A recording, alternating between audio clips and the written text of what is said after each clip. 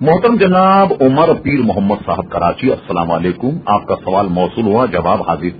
اہل سنت .net پر یاد فرمانے کا شکریہ۔ آپ نے پوچھا اسلامی مہینوں کے نام کس نے تجویز کیے، دوسرا کیا اسلامی مہینوں کے نام کسی خاص پس منظر کی وجہ سے تجویز کیے گئے ہیں؟ تو دیکھیے آپ نے جو فرمایا اس کا جواب حاضر ہے۔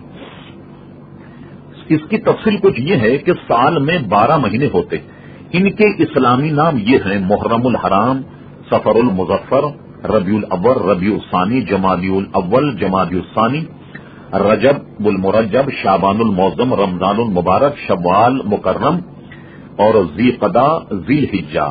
زمان اسلام سے قبل رونما ہونے والے حادثات و اہم واقعات کے اعتبار سے ان مہینوں کو یاد رکھا جاتا تھا، جیسے عام فیل، یعنی جب یمن کے بادشاہ ابرہہ نے ہاتھیوں کے لشکر کے ساتھ خانہ کعبہ پر حملہ آور ہونے کی ناکام کوشش کی تو اس سال کا نام عام فیل ہو گیا، یعنی ہاتھی کا سال۔ حضرت عمر رضی اللہ عنہ کی خلافت تک انہیں اہم واقعات و حادثات کے اعتبار سے یاد رکھا گیا۔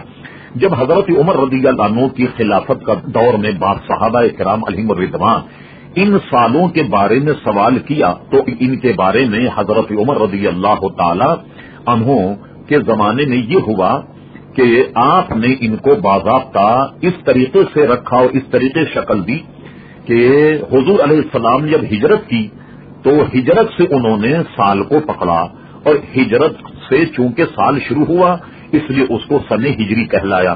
اور اسلامی مہینوں کے جو نام اب ہم لیتے ہیں یہ نام تو قدیمی، کئی حدیثوں میں آئے ان کے نام، یہ قدیمی ہیں، لیکن حضرت عمر رضی اللہ عنہ نے سن اور ہجری کو جاری کرنے کے لیے پہلے مہینے کا نام محرم تجویز کیا۔